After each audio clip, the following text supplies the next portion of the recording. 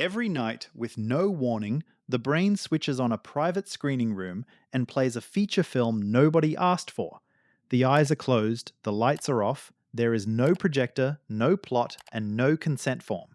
And roughly every 90 minutes, the show starts again.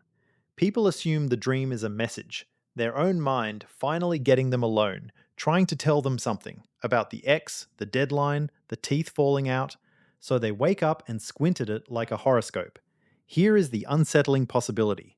The dream may not be about them at all. The dream may not be about anything. There is a theory that says the nightly movie is a turf war, the visual part of the brain flicking itself on all night, not to communicate, but to stop the neighbors from stealing its land. Because the brain, it turns out, has a real estate problem. Every region of the brain holds its territory the only way territory has ever been held, by staying busy. Use it and it's yours. Go quiet and the neighbors move in. The brain is not a fixed machine with parts bolted in place. It's a contested map, and the neighbors move in fast. When a patch of cortex stops getting signal, the speed at which the surrounding regions start annexing it is measurable within about an hour, not over months. Within the first lunch break, the clearest case is what happens to vision. In people who lose their sight, the visual cortex, this enormous prime piece of cerebral land, the most expensive district in the head, does not sit there grieving. It gets repurposed. It starts pulling its weight on hearing and on reading braille through the fingertips. The part of the brain built to process light goes to work on touch, because the touch district noticed a vacancy and filed the paperwork. You can even rush the process. Take a person with perfectly good eyes, blindfold them for a few days, and the visual cortex, bored, dark, receiving nothing, starts twitching at sound and touch within that same week. It does not wait politely to see if the eyes are coming back. The brain is, essentially, a city with no zoning laws and a squatter problem, and darkness is an eviction notice slid under the door of the most valuable building in town. Which raises a quietly alarming question. Every single night, every human being on Earth shuts their eyes and hands the visual cortex 8 straight hours of nothing. 8 hours of an open vacancy in the best part of the city. So why, by morning, is it still there? This is where two researchers, David Eagleman and Don Vaughan, made a strange suggestion in 2021. What if the visual cortex defends itself the same way anyone defends an empty house, by leaving the lights on?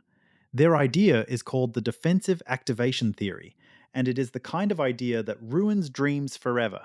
Roughly every 90 minutes through the night, the brain drops into REM sleep, and during REM, it forcibly floods the visual cortex with imagery. Full color, full motion, a whole rendered world, generated entirely from the inside, with the eyes shut and reporting nothing. For decades, this was the great romantic mystery. Why does the dark, sleeping brain insist on making pictures? The theory's answer is gloriously unromantic. The pictures are not for you. The pictures are a flare. The visual cortex lights itself up all night on a timer, for the same reason a shop leaves a neon sign buzzing in an empty window, so the block knows the lot is taken. The dream is the visual system standing in the dark, flexing, shouting occupied at the hearing and the touch, so they don't get any ideas about the vacancy. In this reading, the meaningful, profound, deeply personal dream is a side effect. It is what a territorial alarm system looks like from the inside. People have spent 4,000 years asking what their dreams mean, and the answer may be nothing. It's a building keeping its own lights on so it doesn't get squatted. If that's true, it explains the single weirdest thing about dreams, the thing everyone notices and nobody questions. Dreams are broken. Think about how a dream actually behaves. The room you're standing in is your childhood kitchen, except the door now opens onto the ocean, and the person across the table is your boss, who is also, somehow, your dead grandmother, and nobody finds this strange.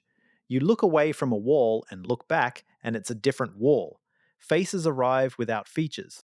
Text refuses to hold still long enough to read. The whole world runs like a video game built overnight by one exhausted intern. There's a reason it looks exactly like that. A waking brain renders a stable world because the eyes are feeding it a constant, ruthless stream of corrections. The wall is here, still the same wall. A dreaming brain has none of that. It has no incoming data at all, so it can only conjure whatever attention happens to be pointing at, right now, this second. Look at the door, and the brain spins up a door. Look away, and there's no reason to keep paying for the door, so the door is quietly deleted. Look back, and it builds a fresh one from scratch. Close, but wrong. And there's a hard budget behind the corner cutting. The brain is about 2% of body weight and burns roughly 20% of the body's energy at rest, the single most expensive organ per ounce a person owns. It cannot afford to render an entire coherent universe for an audience of one that's asleep, so it renders the cheap version, only what you're looking at, only for as long as you're looking, everything off-screen unbuilt and standing by. The morphing rooms, the despawning faces, the boss who is also grandma, that isn't the dream malfunctioning. That is exactly what you'd get from a visual cortex that's only running to prove it still exists, and was never trying to build a real place at all. The unnerving part is that the theory left fingerprints, and when people went looking, the fingerprints were there. If dreaming is the rent a flexible brain pays to keep its visual real estate, then the more rewirable the brain, the more nightly defense it should need. So the prediction is blunt. More plasticity, more REM. Eagleman and Vaughan lined up about 25 species of primates and checked, and that is what the numbers do. Across the species, the more plastic and rewirable the brain, the larger the slice of sleep spent in REM. The two rise together, almost in lockstep, and it holds inside a single life, which is the detail that lands. A newborn human, the most wildly rewirable brain that person will ever own, an open lot in every direction, spends about half of all its sleep in REM. Half. An adult, settled, mostly built out, with the zoning more or less finalized, spends maybe a fifth. As the brain stops being a construction site, the nightly defense winds down, exactly on schedule. The infant runs the lights all night because the infant has the most land worth stealing, and the most neighbors willing to try. There is one species that wrecks this whole clean story, and it does it by being born blind. Animals that live their entire lives in the dark, nothing to defend, no district worth a single flare, still drop into REM every night, still run the full show. And when scientists have deprived people of REM sleep for 2 solid weeks, switching the alarm system off entirely, the supposed disaster mostly fails to arrive. No collapse, no district lost. The house, somehow, fine.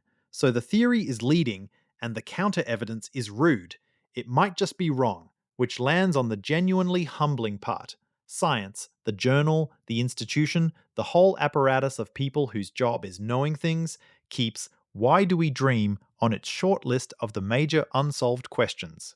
Not a quaint old riddle, an open file today. So this is the situation. There is a show.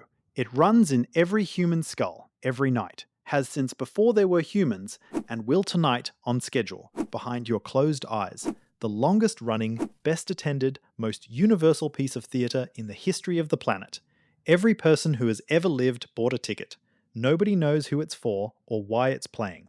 The brain will screen it again in about 90 minutes. It has never once explained itself, and it isn't going to start.